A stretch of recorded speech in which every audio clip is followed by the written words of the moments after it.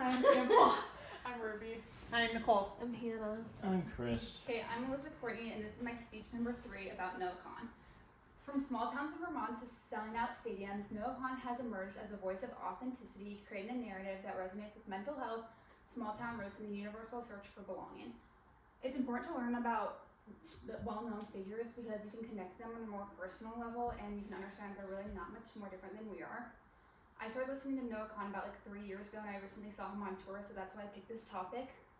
And throughout this speech, we'll learn more about NoCon and his humble upbringing, mental health advocacy, and success, and reasons why he has a significant voice as a folk pop artist in this generation. Okay, to begin, we first have to learn about his upbringing. He started writing songs in high school and just posting them on YouTube and SoundCloud. And then he got flown out to LA to start recording demos because he gained some attention. And in doing so, he didn't after high school, he didn't go to college, even though he got accepted into Tulane to study music, but he decided that college wasn't the route for him, and he just wanted to focus on making music. So after high school, he moved from Vermont to Nashville to start creating music full time. And then in that time, when he was in LA, he signed with Republic Records in 2015, and that's when he started working on his first album, Busyhead. And then in that album, he dropped the song Hurt Somebody featuring Julia Michaelis. And even though it wasn't super popular here, it was really famous in Australia. And in a quote, and then in an interview with Everyman Superstar, he said, "I really did think it was going to be like the movies. The truth is it took me over a year to sign the deal." I think that's kind of cool because it shows that even though he was so young, he was just 17 or 18 dealing with growing up and becoming a really big artist. And after you show how he got started, it's important to learn about his inspiration. So when he was younger, he was born in Hanover, which is right here, and then Stratford, which is right there, so you can see it's not that far apart, in New Hampshire and Vermont. And then he said in an interview in 2025, "There's some kind of connection that I've made to New England that is a part of my soul. Everything that makes me me is from where I grew up." And you can see that in a lot of his songs, specifically his 6th Season album. It's all about growing up in a small town. And then aside from where he lived, his family plays a big role in his inspiration. His mom was a writer and his dad worked in technology, but his dad was the one who taught him how to play guitar when he was just 8 years old. And then he also has 3 older siblings, and they've inspired a lot of his music, such as some songs on his new album and a bunch of lyrics from his old ones. And then the first time he played music live was with his dad when he was 8 years old in a nursing home. And he said in an interview in 2025, "I think that the first time with me and my dad made me realize that there was a career there, and I never really wanted anything else since I was 7 or 8 till now. And since then, he's performed in open mics, at talent shows, or just in his studio." And so after learning about his inspiration, it's important to know his real reason for playing today. Mental health advocacy is a major part of his platform. So he faces a lot of mental health problems himself, such as depression, anxiety, and OCD. And in an interview with Judy Cantor in 2023, she said he writes about having panic attacks at 10 years old and episodes of extreme anxiety and depression from a very young age. And a lot of his music is reflected around that. Specifically 3 of these songs from 6th Season. He has a song called Your Mom, which is about suicide. Orange Juice is about addiction, and No Complaints is just about anxiety taking over. And then he ended that interview with Judy Cantor in 2023. He said the thing is, if you look out and see somebody crying, that's enough of an indication that you should play it because it's allowing someone to feel vulnerable. He creates music that is a direct reflection of the challenges he's facing, and he does it so that way other people can feel comfort in hearing his music. And because mental health is a really big part of his career, he launched the Busyhead Project in 2023.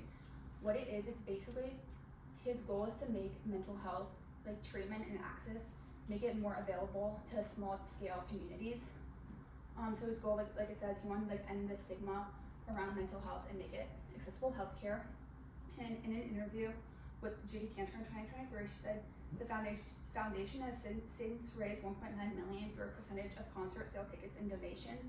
That was just in 2023, they raised $1.9 million, but since then, in the past 4 years, they've raised over $6.6 million, and most of it's either from donations or from the concert sales that they have. A lot of that is, a lot of money goes to the project. And then he said in the interview with Judy Cantor, "I wanted to talk about what it's like to be here in a real way and to be grappling with mental health, even as I've had success in my career and opportunities in my life." By saying that, he basically wanted to make known in his music that mental health and the pain that comes from it doesn't have any boundaries, no matter who you are, how well known you are. And then after you learn about his mental health advocacy, it's important to learn about like the music that he has and like the reason for why he's famous. He has 4 albums overall, which are Busy Head, I Was, I Am, Sixth Season, and The Great Divide. And then his EP, which only has 5 songs, is Keep Elizabeth. The top 3 aren't super known because that was before he got famous, because his breakthrough album was Sixth Season. Sixth Season talks a lot about nostalgia and the pain that comes from it. And then what Sixth Season means for him, it's like that time period between the autumn foliage and the first fall of snow, when everything's just gray and bleak. This album's a lot like his others because it talks about relationships and the pain that comes from a breakup in a small town, which is different than his most recent album, The Great Divide.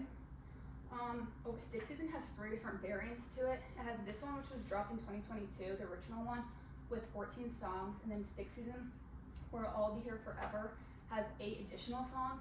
Then Sixth Season Forever in 2024 has 1 additional song and there's like 10 collabs on it. So, and then in an interview with the Grammys in 2023, he said the chart success and radio play and the cosigns were incredible and overwhelming. I still haven't processed it all. He basically was saying because of all of the collabs that he has with well-known artists such as Liz McAlpine, Gracie Abrams, and Post Malone are reasons of why he is super famous.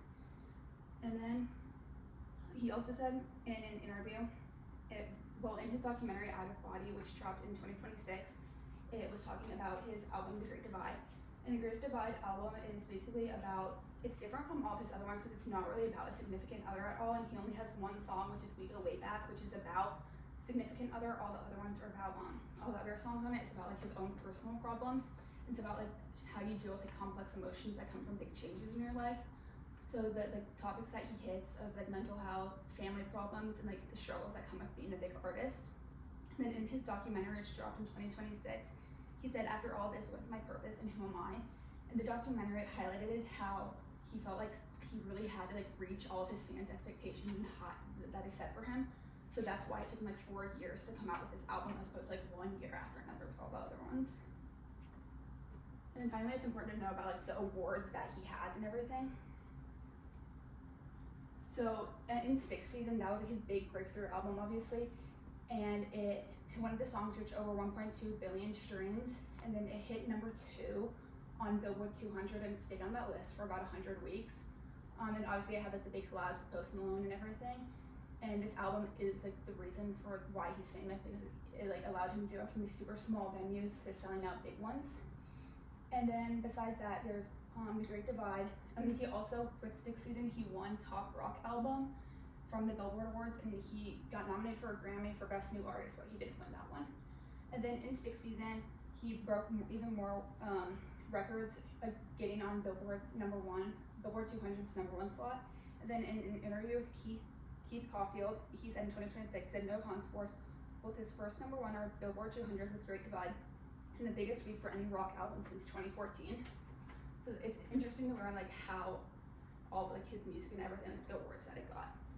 And then in conclusion, today we talked about Noah Kahan and how his upbringing, mental health advocacy, and success are reasons why he's is as important as he is in the music industry.